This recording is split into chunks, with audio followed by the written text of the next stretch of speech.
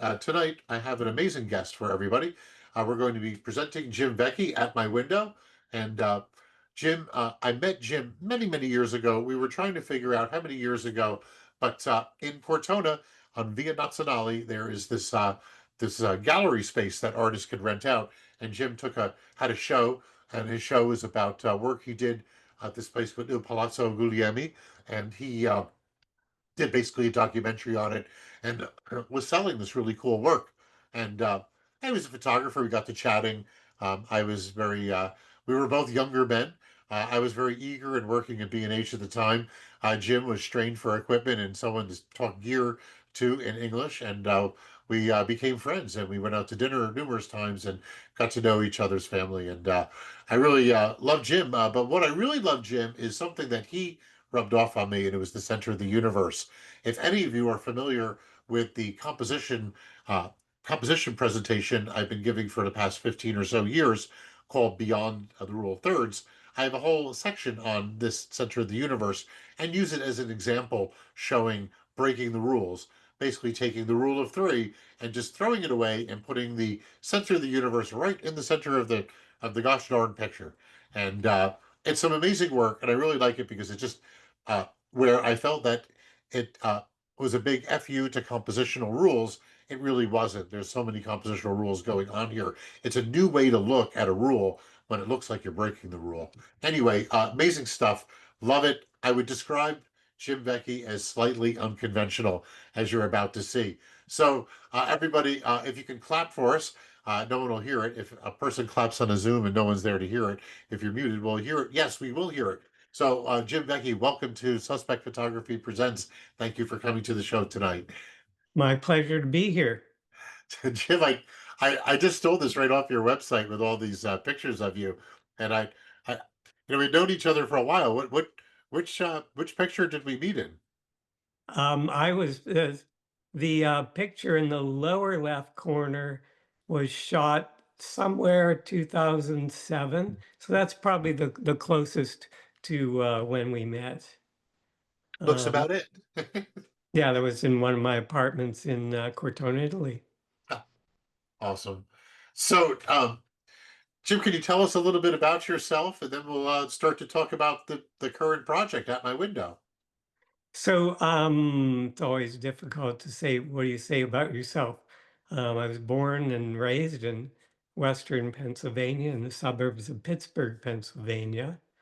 Italian American family, though um, I must say my immediate family, we didn't look back to our Italian roots that much.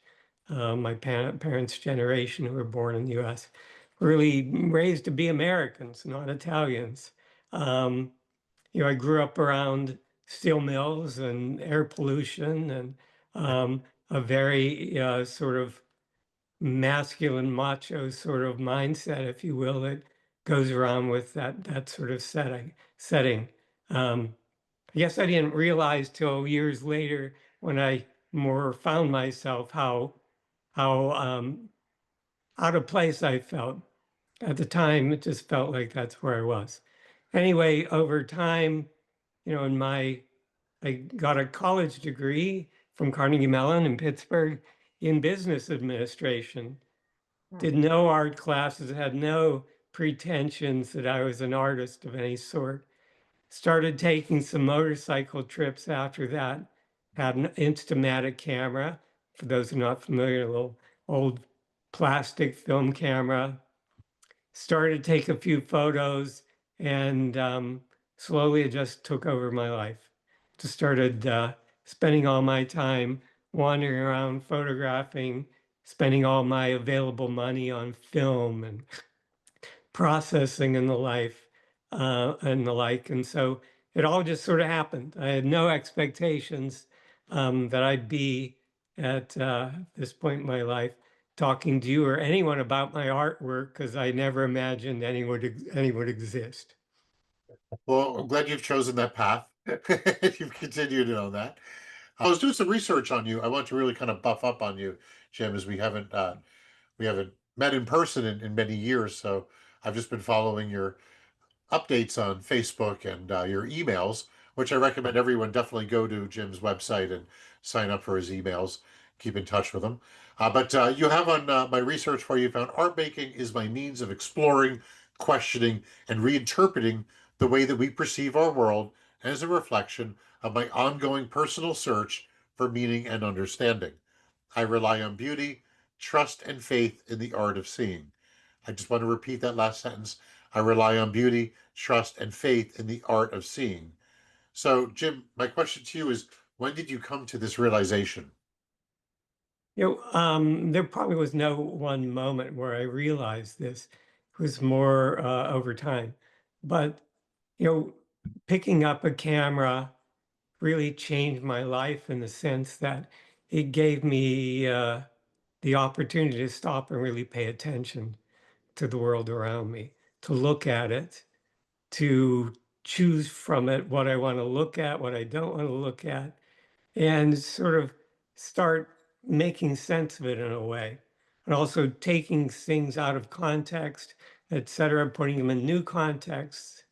And a lot of that, the way I photograph is I go out, wander around, and I, look for the beauty in things, un, mostly unseen beauty, if you will. But also there's a lot of trust in that. There's a trust if I go out with an open mind, with open eyes, that the universe and I are going to work in cooperation, if you will. If I show up, it's going to show up and sort of show me its secrets, if you will. So that's that for me is really an important thing is just this trust and surrendering to the fact that if I'm there, if I'm present, the world, the universe is going to cooperate with me and it's going to, show me things. I have to, in some ways, get out of the way and be receptive to that. Can you I didn't have this question officially, but I just want to follow that up on is there anything that you use? Do you have a mantra or do you have a is there a specific process? You don't have to go into it and elaborate too much, but is there any process that you drop yourself into?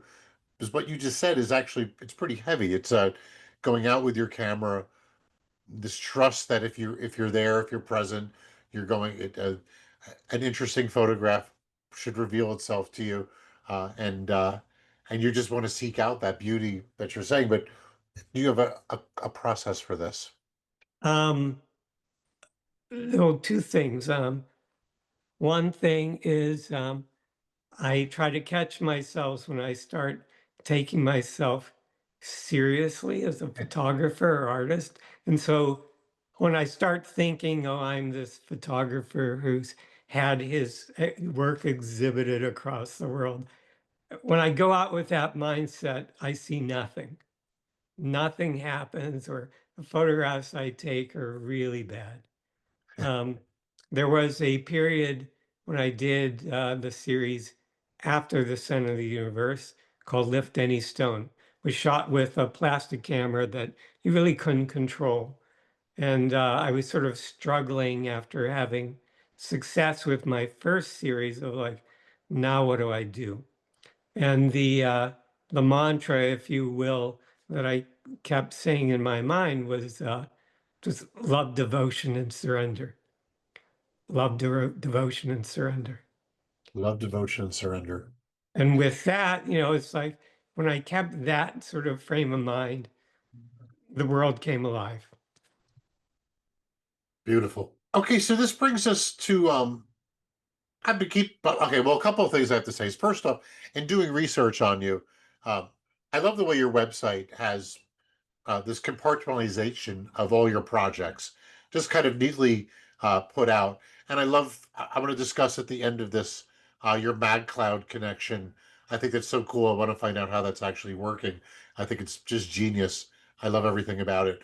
We'll talk about that in the end. But you've got this selection of these projects neatly organized that you can go to look over the work at. That's amazing. It's so nice to see the project where I met you at that point, and of course, Center of the Universe. but then your latest one is At My Window. Okay, at my window. Um, this is a project I wasn't really planning, expecting to make, and in some ways wish I had never made. Um, but so why don't we go to that next slide, David? Um, it, in a strange way, starts when I was a child. When I was a child, there was a house we drove by often. This is like when I was maybe 6, 8 years old. And no matter what time of day, sitting at the upstairs window was an old man just sitting, looking out, always there, sitting, looking out. And I was fascinated with this guy. It's like, who is he? Why is he sitting there? And I conjured up all these stories, and mostly they were stories of what the hell's wrong with this guy and how awful his life must have been. Anyway, I never learned anything about him. I don't remember that one day he wasn't there. Over time, we had this break here. My memory of him faded. So roughly 10 some years ago, a little bit more now, um, I was diagnosed with a potentially debilitating condition.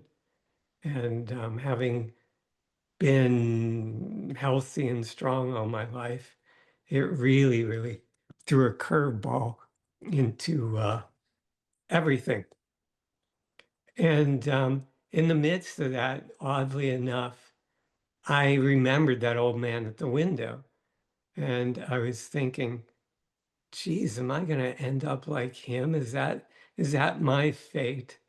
And it's hard to explain exactly because I don't understand it myself. Um, I just felt this urge to start sitting in front of my windows. And, as had been in many instances before in my life, my companion, my camera, I set it up beside me and I started to take some videos while I was at it. And this act of sitting, maybe we keep on the last uh, slide first. So this act of sitting and just basically watching what unfolded before me. A lot of times, very little was happening. Sometimes there was a bit of activity, but this just slowing down, paying attention to the rhythm and flow of the universe sort of provided me with a calm space, provided me with a place to get my bearings, to look at my situation and feel into it in a very different way. It's hard to explain exactly, but it gave me the space, if you will, to calm down and just relax into it and not be in a place of fear. I remember actually years ago in my first meditation course, um, someone asking the teacher a question. And I remember his answer was uh, that, oftentimes when people have things going on, they'll go sit on the mountaintop or they'll go sit at the seaside or something like that and just watch the water roll in and out or watch the clouds go before them and slowly change. And when they do that, they start to feel better. And so it was that sort of process of just really, it's like when you start paying attention to the rhythm of flow of the universe, as I said, there's something that connects you to something that sort of makes everything feel better, if you will. So sat and I have windows in that condo where I was living in 3 different directions. So I started sitting and I started to make these videos. Now we can go to the next stage, next slide, if you will, David. And, not really thinking I was going to be showing these videos to anyone, but I ended up shooting a lot of hours of video. And so what I did was I went back and I started to edit them down, and I ended up with 15 videos, each 16 to 20 minutes long. Um, like here's an example in um, November and December in the part of Pittsburgh where this was shot. Crows congregate on their way in their way home to find a warm place. So one video is just simply watching these crows fly in these amazing, chaotic though orderly fashions. Um, so like in the next slide, it was a um, moment where the end of winter, early spring, where we start with a driving snowstorm. And by the end of 20 minutes, it's sunny out and people are riding bicycles through the scenes. So another example, might as well go through these. This was an interesting, one of my favorite ones in a way, because it's looking out the window and pretty much absolutely nothing is happening except there below the middle of the screen there.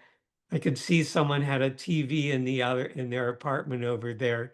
And it's the only movement there was the movement visible in that TV screen. In the next one, this was on a foggy night, very, very foggy night, and you'd see cars slowly pass through the scene. In the next, just, we have a lot of very, very cloudy, overcast days in Pittsburgh. And this is just a 16-minute video of the clouds slowly passing overhead. It's a really beautiful scene, if I do say myself. Hmm. Here's a different afternoon sky where the light slowly changes as we go through it. On this next one, where my condo is situated in Pittsburgh, Pennsylvania, it's in the middle of 6 different hospitals. So I see a lot of the life flight helicopters coming in and out of the scene.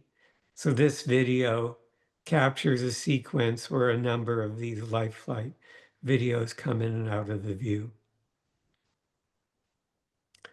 This one is it's not really evident in this photo, but it's a 16-minute video. And during that time, there's something like 40 or 50 lightning strikes and the associated thunder with it. This one is just a scene out onto the night light. It's like when there's a light rain happening and cars slowly pass through the scene. This one is just looking out at a nighttime scene into the neighboring building and watching the various bits of movements in the window. It's a 16-minute video, and if you're really paying attention, no more than 5 or 10 seconds goes by without some movement in one of the windows. May not be noticeable in every viewing because if you're looking, pay attention to part of the scene, there may be something going on in a different part of the scene. This one is another one of the videos with the crows going by. In this one, they're all passing from what is east to west, making their way right at sunset, right after sunset. This one, if you may notice that the raindrops on my window are sharp in focus, the background is out of focus. It's maybe not obvious, but standing on top of that building are 2 workers up there. And so as they move in and out through the scene, it's very much like some choreography. This is the middle of a really hard storm and the rain coming down. The next Yeah, one, Jim, I just want to say, boy, you're looking at these stills. they're beautiful stills, but the video is really where it's at, right? I mean, the Yes.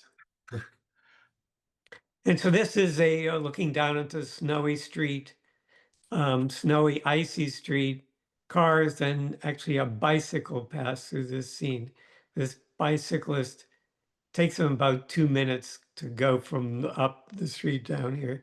It's mesmerizing.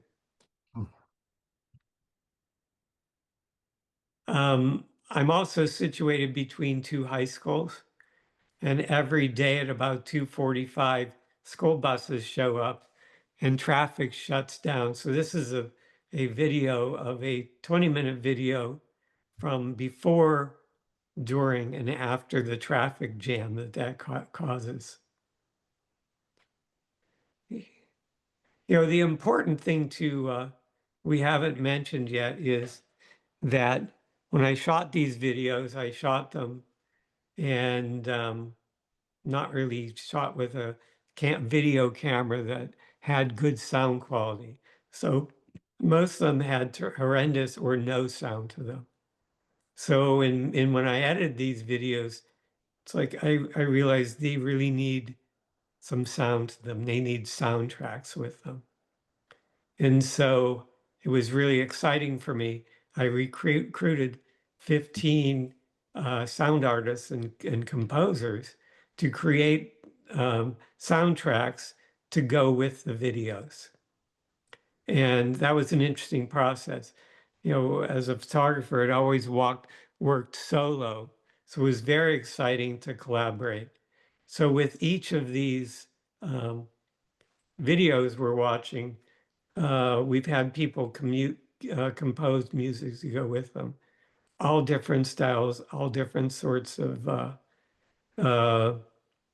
from cello to bagpipes to klezmer style accordion, the whole range of things.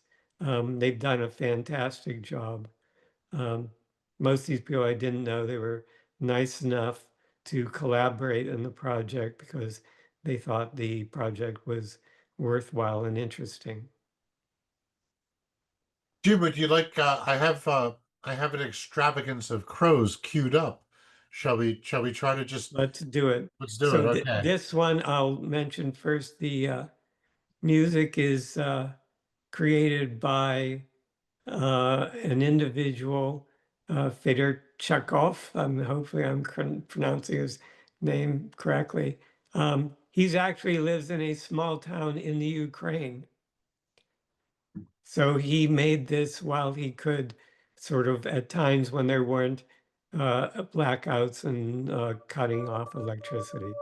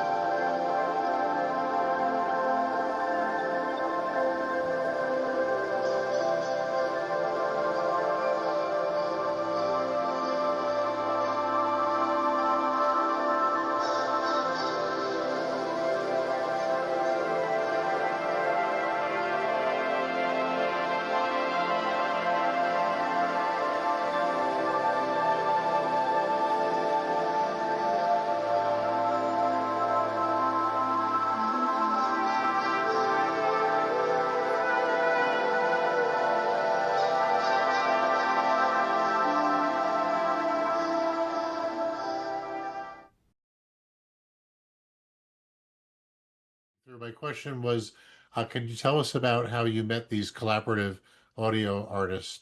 Because that sounded like you had Vangelis doing a sound a sound Yes. for you. So it was interesting meeting all of them. From the musicians, I knew one of the people, one of the 15, people who made something before at the beginning of this. Uh, a few were suggested by other musicians. Some of them I simply like, oh, I would like some cello music on this particular video, and went online and found some people, sent them a cold call email, and they were interested in the project and decided to join in. So I was very fortunate in that regard. A couple people I met just sort of coincidentally during that time, and they were musicians, and it worked out. Again, it's one of these things where I felt like, if I just have this intention and go out and look with an open mind, and people will show up. The people who are supposed to be part of this will show up, and they'll want to be part of it. There is about to be a second phase to At My Window that's not mentioned on the website, and I haven't mentioned to anyone.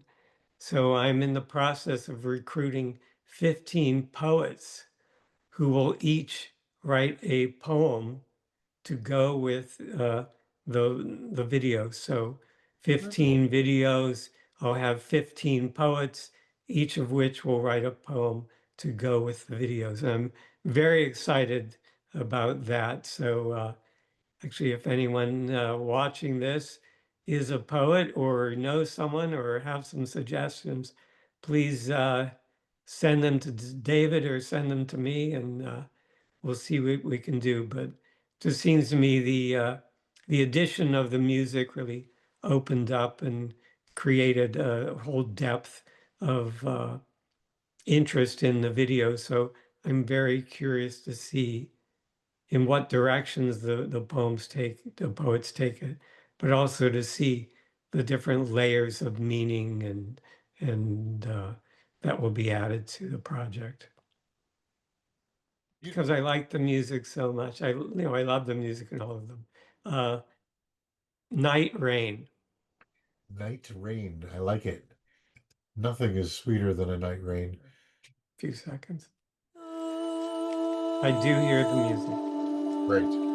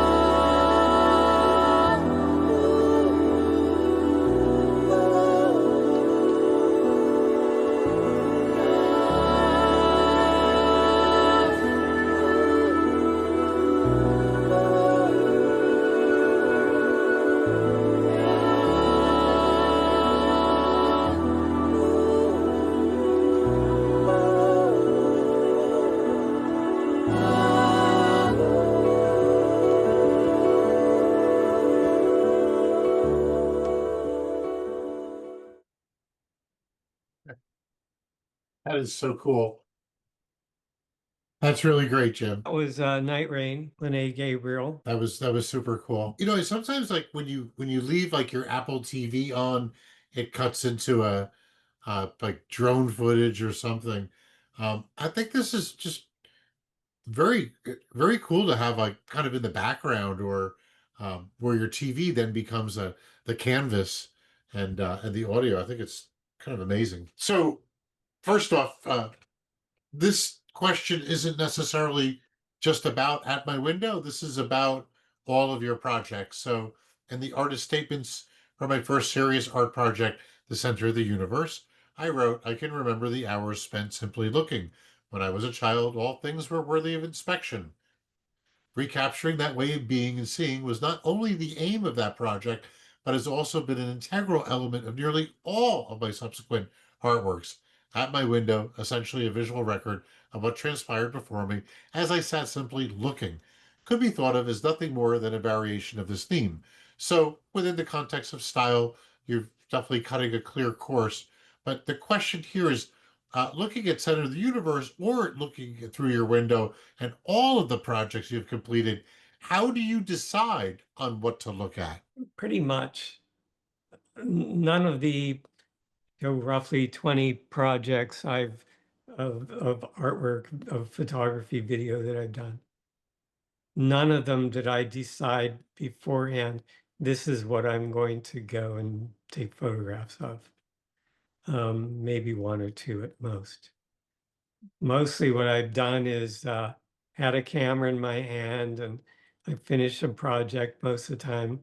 I would put down whatever camera it was, a couple months later, pick up a different camera and go out and start seeing what my eye was drawn to. So pretty much it was just, again, this sort of collaboration, me being out there, sometimes in very different locales, and just seeing what's my eye drawn to. So in some ways, each of these projects are a question being posed to me. Sort of like, what's my eye being drawn to? What's interesting to me? Why is that interesting? And so I just kind of follow wherever it leads me until it sort of I can understand what it is I'm trying to look at. And even more importantly than what I'm trying to look at is how am I being asked to look at it? Like in the center of the universe, yes, it's about these poles and columns and wires, but it's more about how am I looking at it? How am I taking what's in front of me and sort of recontextualizing it into a photograph so that it's an interesting thing to look at? So that, I'm kind of bored by seeing everything as it is. I am, in many ways, just sort of looking at what is, but then it's sort of like, okay, how do I see this in a different way? Would you say that you're a photorealist or a conceptualist? I don't really like categories. So um, the work is conceptual in a sense, almost all of it is conceptual in a sense, but it's not conceptual in a sense that I conceived of an idea beforehand and then enacted it. It's more that um, it's conceptual in a sense that, there's a way of you're seeing things differently. So reconceptualizing things.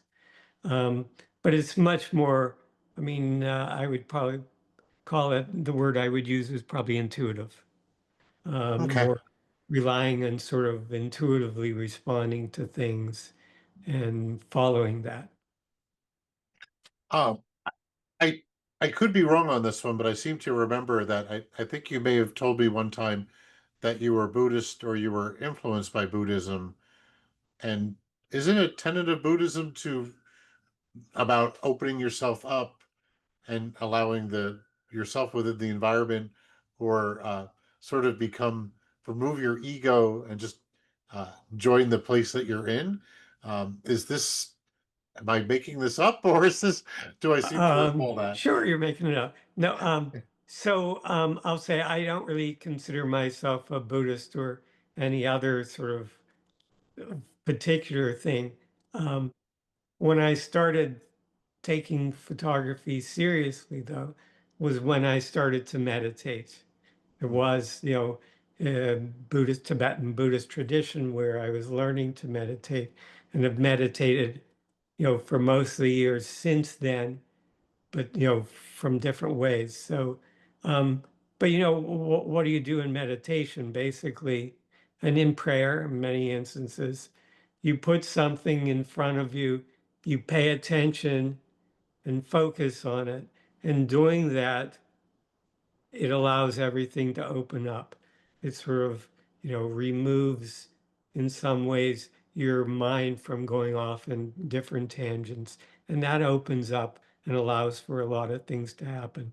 A lot of things to happen in your mind, in your spirit, in your body, even. Your body has a lot of very interesting biological responses to doing that. Um, so in many ways, a lot of my projects, and definitely at my window, can be thought of as mindfulness practices, mm. where you're really being mindful of what's going on in front of you. Awesome. Thank you for covering that. I'm sorry if I called you a Buddhist and you weren't. Yeah, I've been called I- worse. so, um, in keeping up with you over the years, you've had a variety of residences, and you're a truly what I would call a formal career artist. You teach a little bit, I believe. You work with grants and residences and things of that sort. A lot of the audience at Suspect Photography is not so familiar with grant writing or the concept of residences.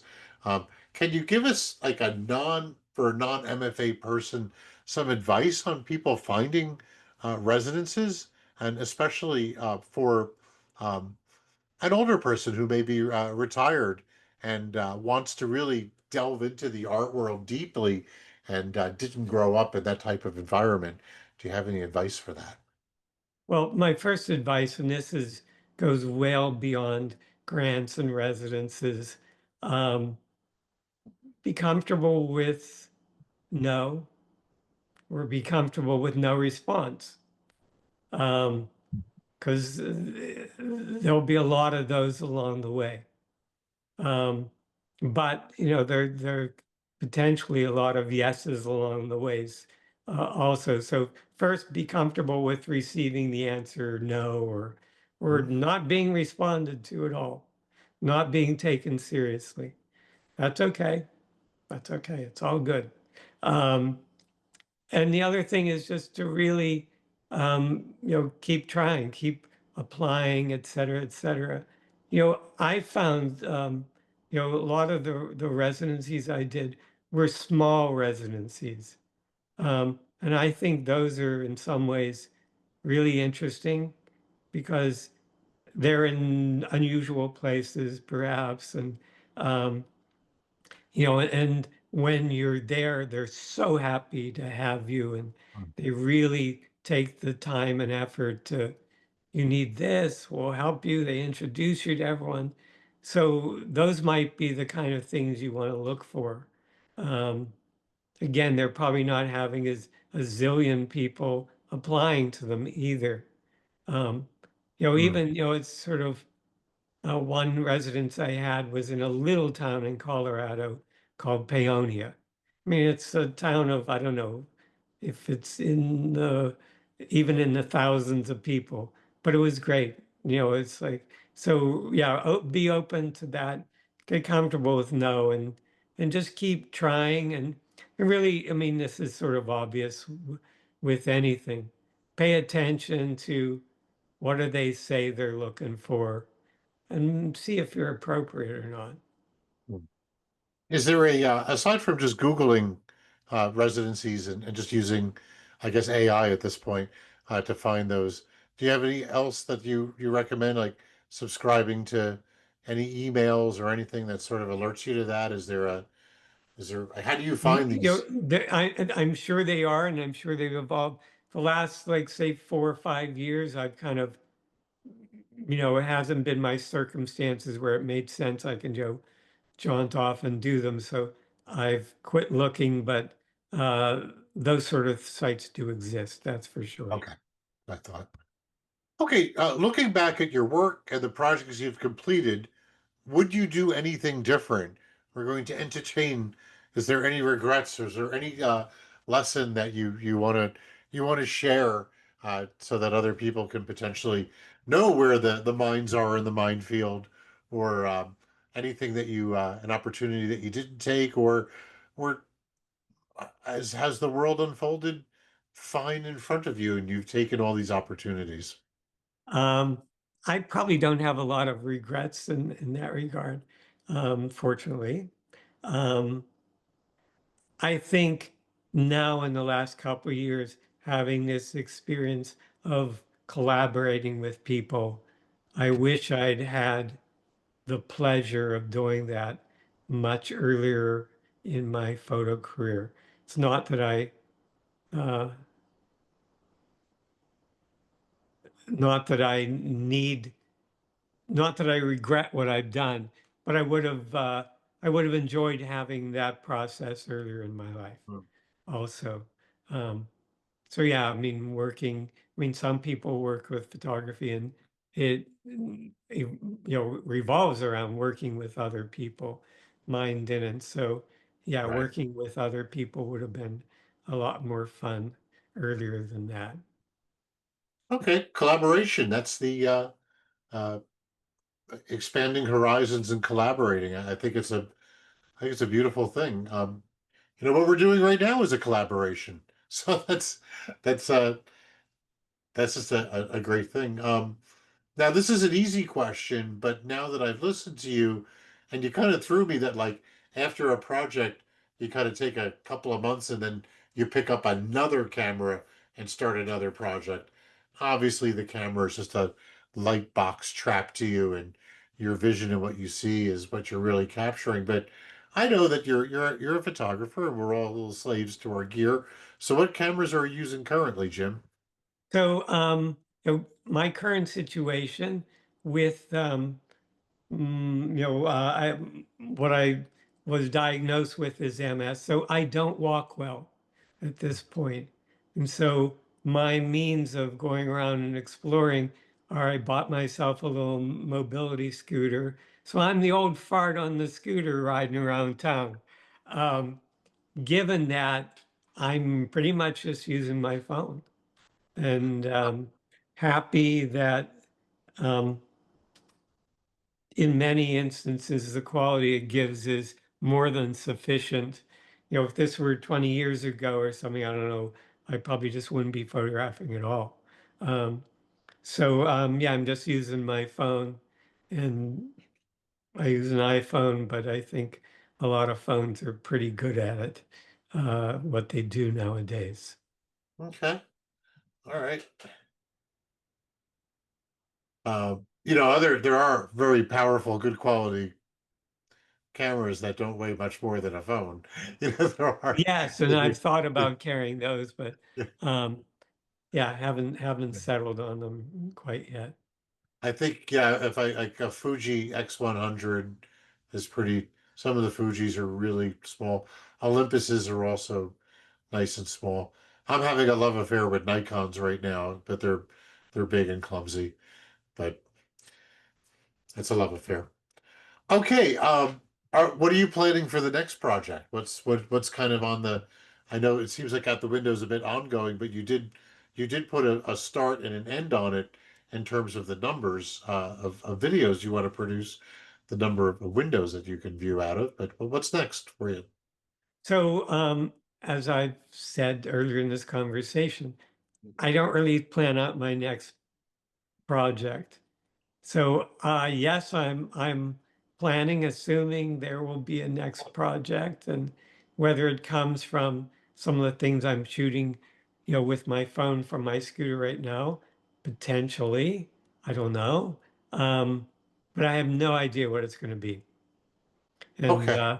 and that's exciting to me. It's like when projects sort of define themselves, I lose interest. Okay, so I'm going to go a couple of Q&As that we have in the chat.